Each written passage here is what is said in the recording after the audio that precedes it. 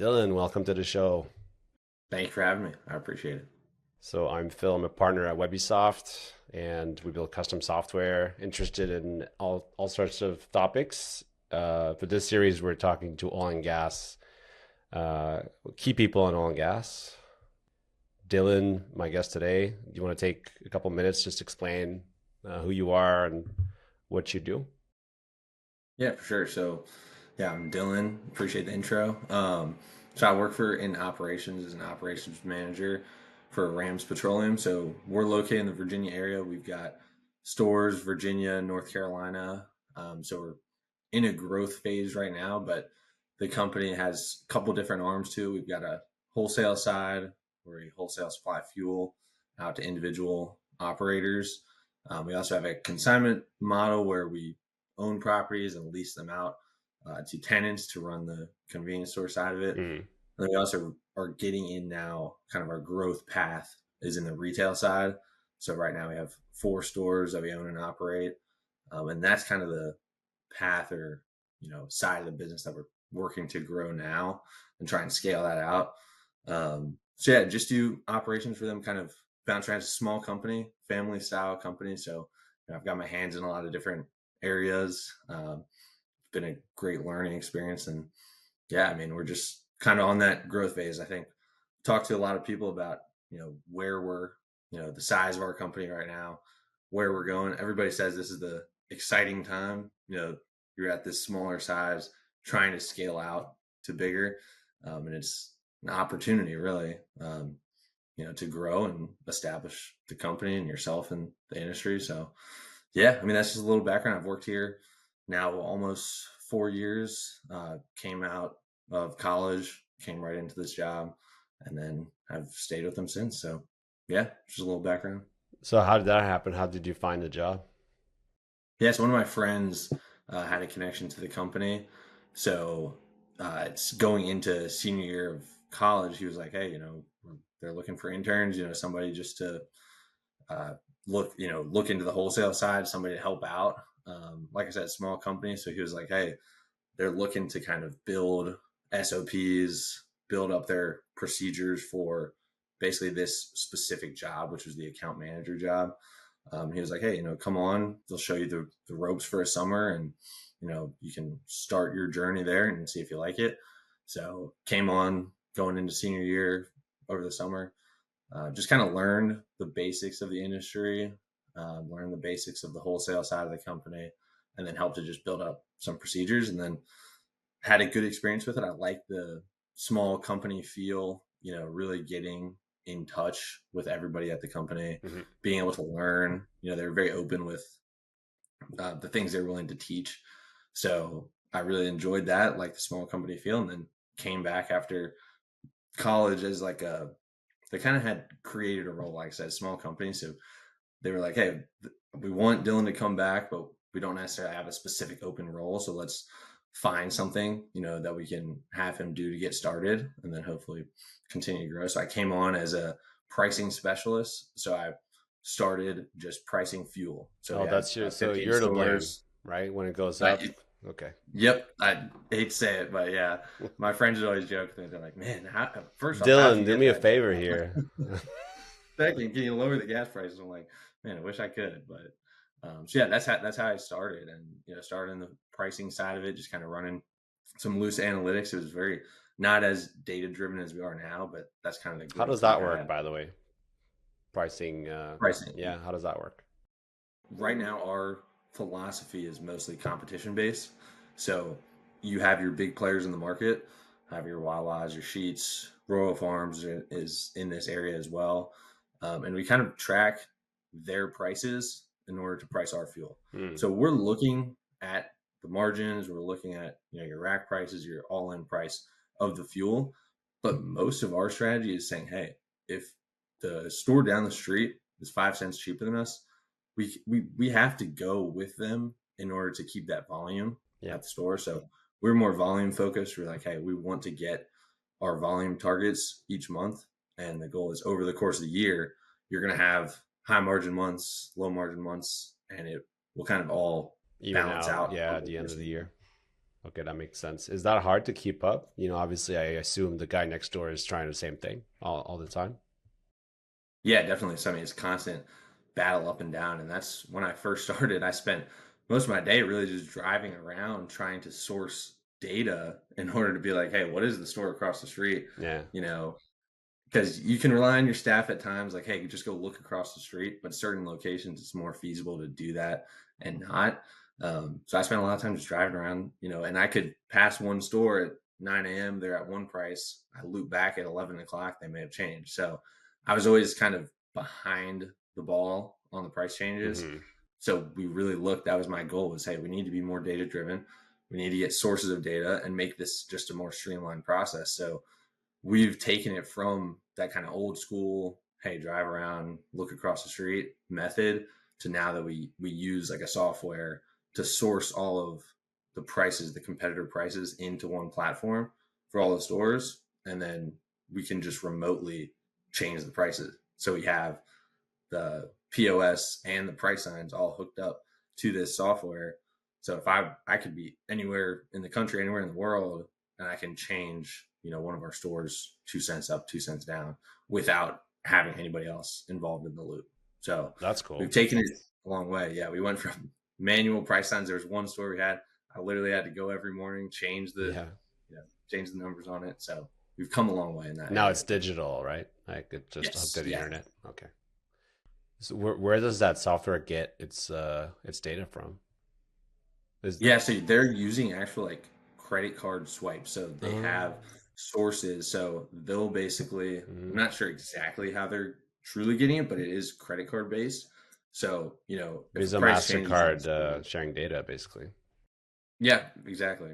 Um, so once they get three swipes of that one price, they'll be like, okay, we're pretty That's a sure. confirmed price. Yeah. Exactly. So they'll give you, accuracy ratings like, you know, first two swipes, hey, we're pretty low confidence. This is the price, but it could be. And then after that fifth, sixth swipe, now it's like, all right, we're pretty confident this is the price. So they give you a confidence grading as well. And then I've set up strategies for all of our stores. So, you can pick competitors. Say, hey, we always want to match this one competitor. We always want to be 2 cents below this competitor. And once that change is triggered, it'll automatically send the price. You could probably use AI eventually also to manage that. I think so. Yeah, I think the company we work with to develop the software, they are ever growing and trying to find new ways to help out the convenience store industry, and so they're trying to develop kind of their AI to help Yeah. out with that as Like well. price prediction, basically. And optimization also, like I assume like certain hours, you don't necessarily have to beat the other guy's price, right? Like it could be a trend where like everybody just comes to you anyway. It doesn't, they don't really check around, and then you can maybe get away with pricing a little higher. Um, Yeah, for sure. I think that we've seen that too. I mean, you see it with certain stores. You'll know, hey, this market is a little more elastic, a little more inelastic. You can kind of time out. Hey, the morning rush. yeah, Everybody's people are driving not by this gonna location. care. Yeah, they just need gas. Yeah, Exactly. So you can get more into that. I think it depends just the area you're in. If you're in a smaller town, everybody's talking. yeah, yeah, yeah, You know, people might not like the amount of price changes that happen in a day. But at the end of the day, it's inevitable that there's going to be price changes. But if you're in a smaller town, everybody's going to be talking.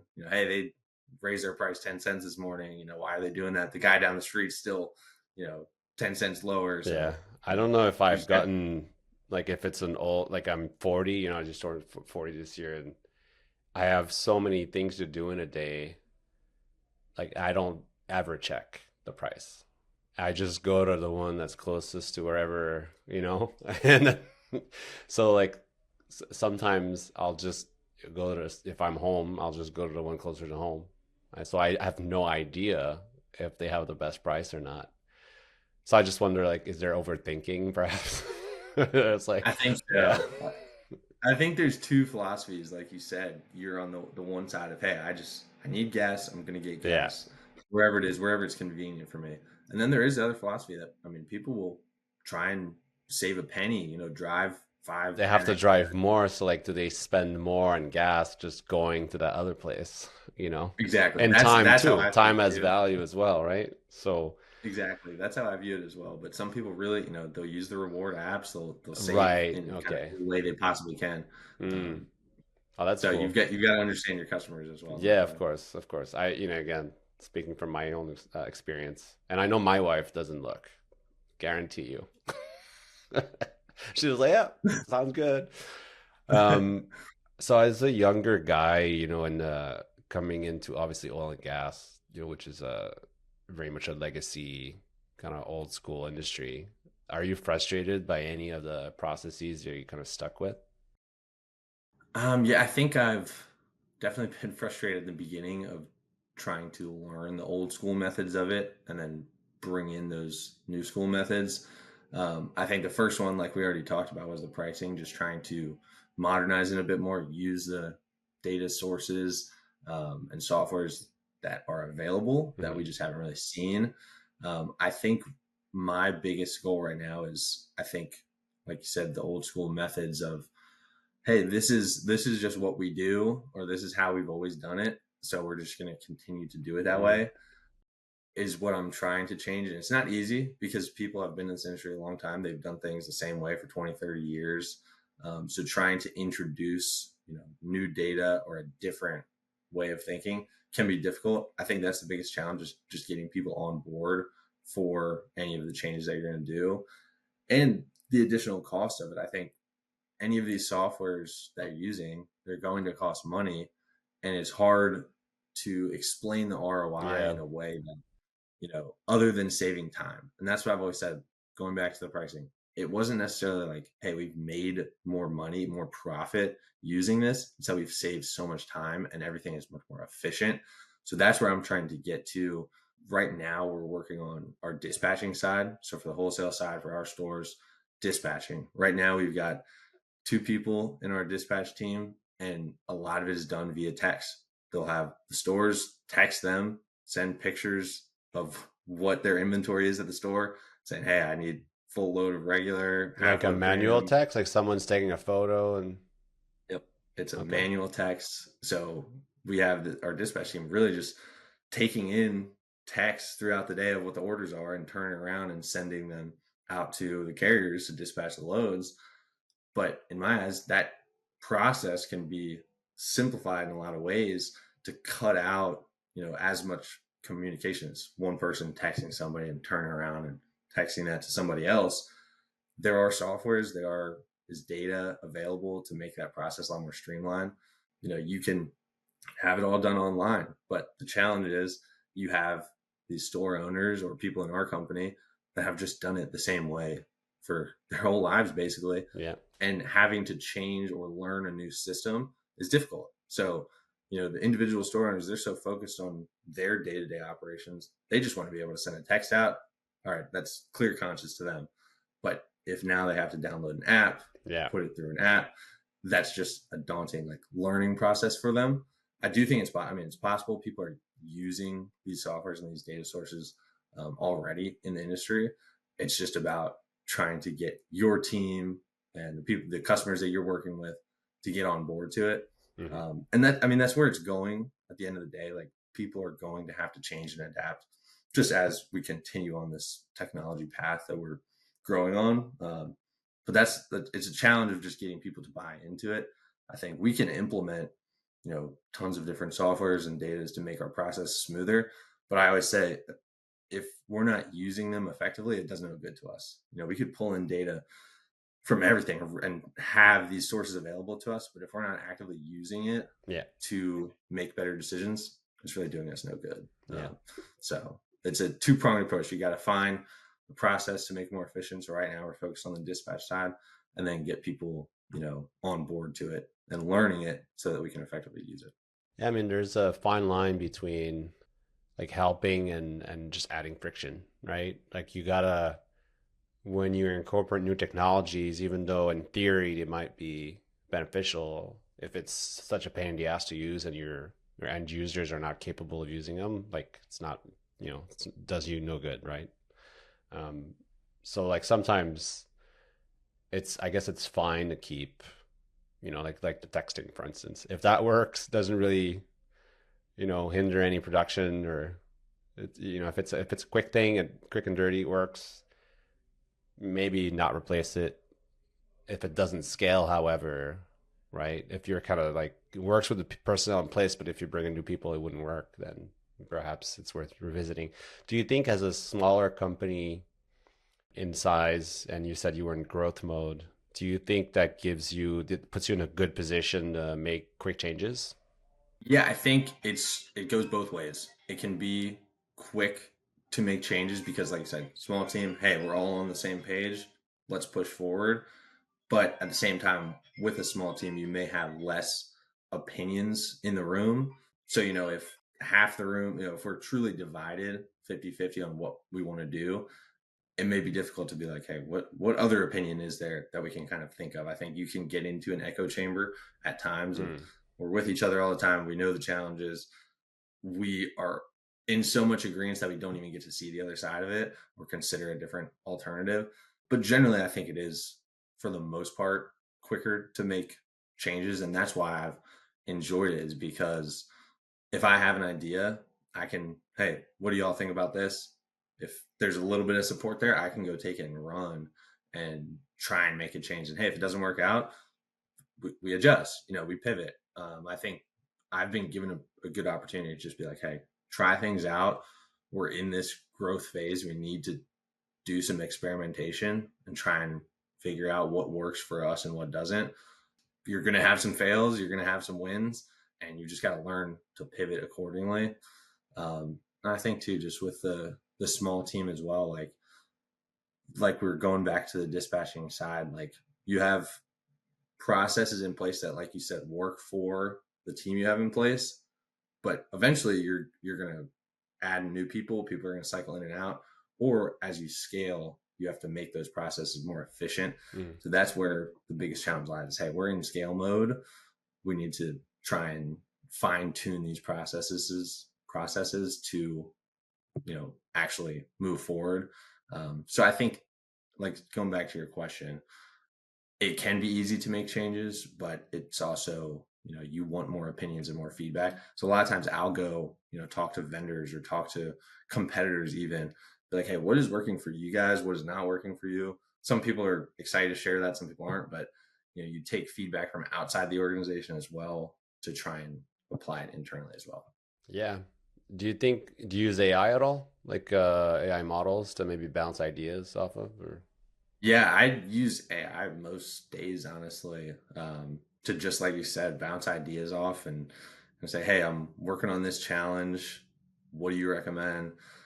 There's certain things that I've had more success with AI, and certain things I've asked, I'm like, all right, this isn't really what I'm looking for. But I use it most days. I mean, just to kind of have that another person to have a conversation with, yeah. another model, to just be like, hey, before I start spending an hour doing research, starting this process, let's try and jump the gun a little bit and Yeah. take steps quicker using See, AI. So I'm in the right direction. Which model do you use?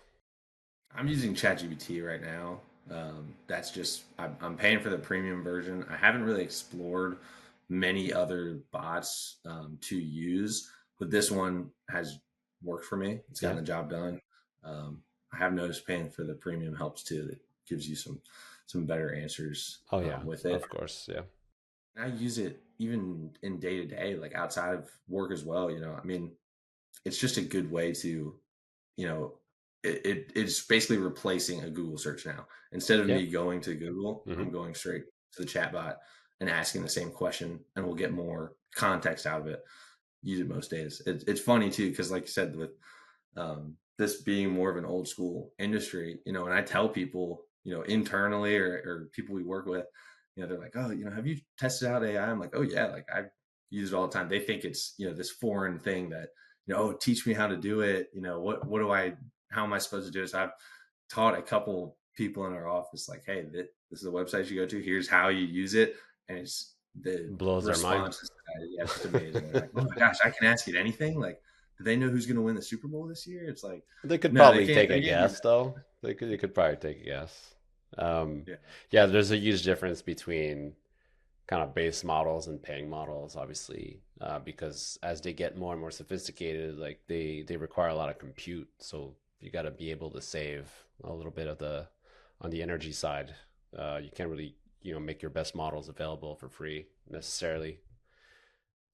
Where do you see the most waste? Could be in the industry as a whole, or just you're on your day to day, like in your operations. Like, have you identified like some elements that are really should be improved? I think generally I'll focus on our retail side for this question. I think a lot of our processes right now, and I think it's mostly because we're in that scale phase and have been a small company and trying to Mm-hmm. turn into a mid-sized company. But a lot of our processes are just spread out in different either platforms. Some things are on paper, some things are on Excel sheets. It's just very spread out. Everything works for what we're doing. Going back to what we talked about, like if it's working and the people that you have can operate it, then hey, it works. There's no true need to change it. But I think as we're trying to grow, we have certain logs that are written out on paper. We have food service in a lot of our stores. Okay, all of the deli, waste logs, temp logs, everything you're doing in the deli is all on paper, and then that gets screenshotted or scanned in to store it on files on the computer. Our back office system, and our daily paperwork is on a different software on the computer. So none of it really blends together and kind of creates like a true dashboard, I guess you could say, of store Mm. success. So that's been my goal, is trying to essentially create a dashboard for employees, your store managers, your assistant managers, to be able to look in one place Mm-hmm. and just see how everything is working together. Like, hey, today we sold, in the deli, we sold $2,000 worth of product, but oh, we also wasted 2,000, dollars worth of product also. So that would be a big challenge if that was the case. But Yeah. being able to just see everything in one location, it's just very fragmented Mm. at this point. And for me and a lot of our staff too, I mean, we've worked in this process for years now. So we understand and we can kind of create a dashboard in our head. Mm. But as we try and grow, I'd like basically every time you come into the store in the morning, you log into one place and everything is kind of condensed into one area. And then you can segment it out. Hey, the modules of food service goes out to these staff members. They've got an iPad or a device on their side of things that they can enter in all of their logging, their waste, just to make it a more complete system. So I think at this point we have all of the processes in place that we need. They're just in different spaces and They're not all cohesive. decentralized. Exactly. Mm. And that's what we're trying to work on now. Like hopefully, by the end of the year, we're rolling out a new back office to try and bridge the gaps on a lot of these items. Like an Um, ERP or? it's like you've heard of PDI, so like just a back office software, basically that we use for our accounting side, and they Mm-hmm. have like retail, wholesale modules as well. Okay. Um, so it's bringing all of those together because even on the accounting side, we had wholesale in one module, retail in another module. So we're trying to just streamline those processes, and that's where I've seen a lot of the waste, you could call it, of Yeah. time spent and just not the accuracy of information in one location. So it takes a lot of time. I'll use an example too. If we have a menu item, let's say it's cheeseburger, the cost went up on it. We want to change our retail price. The managers are changing the price on their back office system so it physically rings up at that new retail price. Then they're physically changing the menu board, to change it on the menu. Then they got to go to their waste log and change that cost of the product so that we can calculate the new cost properly. So there's 3 or 4 different places that they have to now go to make one simple price change. Yeah. So it's not an easy process. Things just take more time than it needs to. There's lag time basically. So you're probably like, losing some profit or margin in the meantime because like you're saying your prices are going up and then, by the time you change it could be either a couple hours or a couple days, I guess. Yeah, Yeah. yeah, and just slow to react, and Yeah. that's how it was on the fuel side that we've figured out how to be more efficient on the fuel pricing, and now it's about, hey, let's do the same for the inside of the store, Yeah. in our food I service. mean, those small changes at the end of the year, you could pay for a better Christmas party. That's true. Yeah. That's very true. We've got to do better on that. What innovation are you the most excited about that you see up and coming in your industry? A good question. Um, I think it just goes back to kind of these softwares and efficient processes. That's where my excitement lies, is Yeah. just efficiency and productivity, and making things easier, Hmm. on staff, on myself, on everybody, on the customer as well. Making their experience easier. Um, I think the innovation in the retail side and inside of the store, I think we're likely going to be adding like self checkouts to some of our stores. That has been an interesting, um, option for us to discover. That's one of those things in a small company. Some people are really for the self checkout. Some people are very against it. I think it works for like if you're my experience with it, if I have a lot of items, like I go to a grocery store for instance, right? A lot of items, that can get frustrating because then some of them you're gonna have to like, you know, manually enter, right? If it's a vegetable and doesn't have like a barcode, right? And so that adds time. So it would be faster to just go like through a normal cashier. If it's like I have a drugstore just next to the office, I usually go in and buy like two, three items. Their self checkout works really well. Never like gives you the we can't scan like wait, somebody's gonna come to help you thing, which adds, you now added like, 30 seconds, 2 minutes maybe. And that's just like a frustrating experience. My opinion is if it's frictionless and it works and it doesn't block you, it's great. If not, probably humans better. I don't know if you have the same perspective. Also, I assume in your stores, people are not exactly buying like 56 items, right?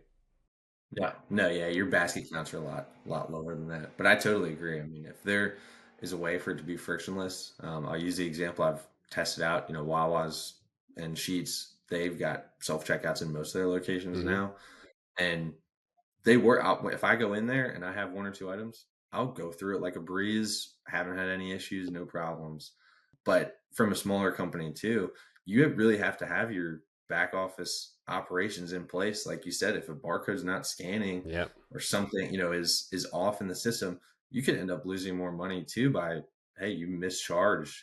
They just got three drinks for Mischarge, the people price of get one. frustrated, they just don't get the item. Yeah. Exactly. There's a lot of challenges that can come, and you can lose customers that way too, or lose sales, directly from that. So it is a two-way street. You got to kind of decide which way you want to go. Do we want to be the high tech, most efficient, just pushing people out the door, or in some of our smaller markets, people like the interaction at the register. People want to just have a Yeah, I've quick, heard that hey, from how you somebody doing? else actually that one of my first guests, I think Diamond was his name. He also worked for gas stations or like was working for the company licensing gas stations, I think, or I forget, but said the same thing. Like small towns, they want to talk to people, they want to come in, almost like hang out. Oh yeah, we've got our stores and our customers that love to. They'll spend hours in the store, on a given day or week. They love it. I mean, and that's what you want to build.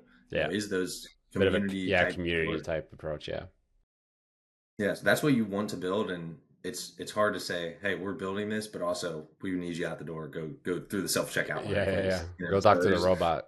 Yeah. exactly. So there's two ways to look at it. You got to know your customers, know your demographics. I think in certain areas it can work. Some of the highway stops, people just want to get in and out Mhm. off the road. So you just got to know your market, your customer base, and then I think those types of innovations can help. I guess I'll speak. I feel like when you're speaking innovation in this space, you got to talk electric vehicles a little bit. Sure. Um, we do have one store that we have an electric charger station at. Hmm. Um, Is it like a Tesla type or more of a normal, small, like slower, I guess, quote unquote? Uh, yeah, I guess I get it's. I guess you could say slower.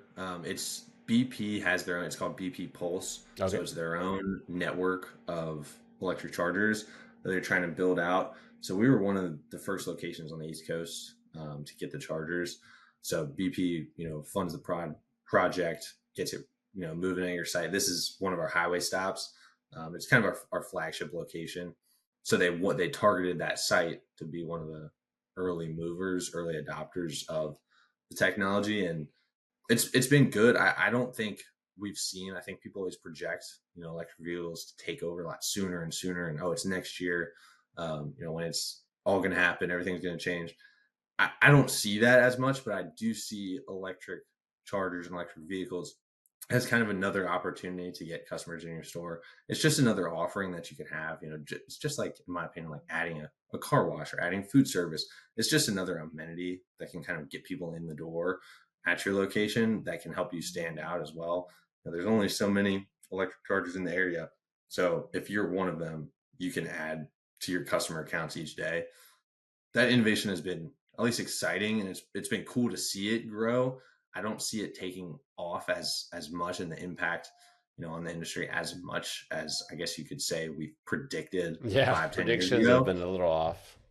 Even my own, I remember like, was it 10 years ago or something? I was chatting with people and telling them like probably, there's the only electric cars by 2030 or something like that. And obviously we're not on trend for that. We're actually probably going, it was, obviously this is a recurring theme on the podcast on the EV side, but it's almost like we're going back toward gas just because it's not practical, right? I live in Canada. Obviously, it gets super cold in the winter, so like electric cars are almost useless. They lose all their range, and then it just becomes a battle of the anxiety on range, and if you have a family, you can't really afford to stop for 2 hours to charge, and then God forbid there'll be a line, right? So it just seems like people are going back to maybe towards a compromise between gas and electric, which would be more of a hybrid type system. That's kind of what Yeah, I I think see winning the race a little bit.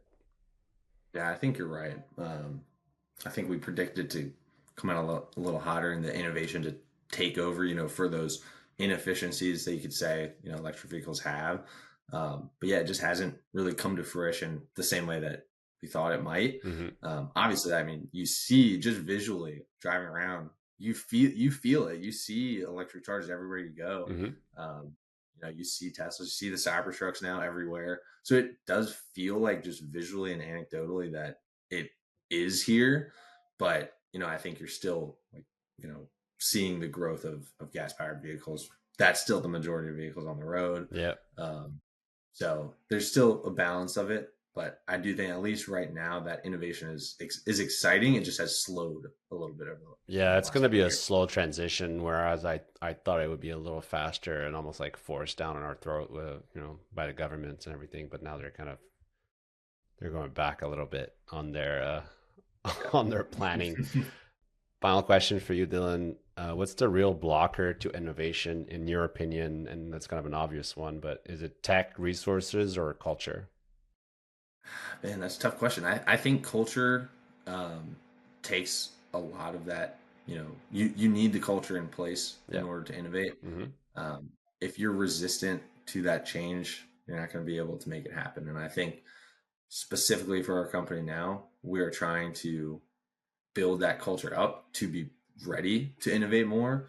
I think we're still feeling like a small company. We're still feeling like we're, in the old school way of doing things. But in order to get there, you can show, great softwares, great technology, great products to use to get there.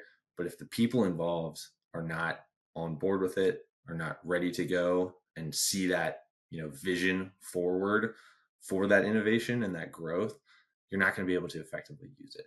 Like I said earlier, you can put these things into place, have the greatest, systems, processes, softwares that you're using. Hmm. But if you're not effectively using it, the people are not understanding how it works, how it connects, and the benefit it brings, you're not actually innovating. You're just putting things in place that look nice and, Yeah. oh, we have all this data, but we're not actually using it to make better decisions. Yeah, having the data and not using it, it's not you're not really doing anything.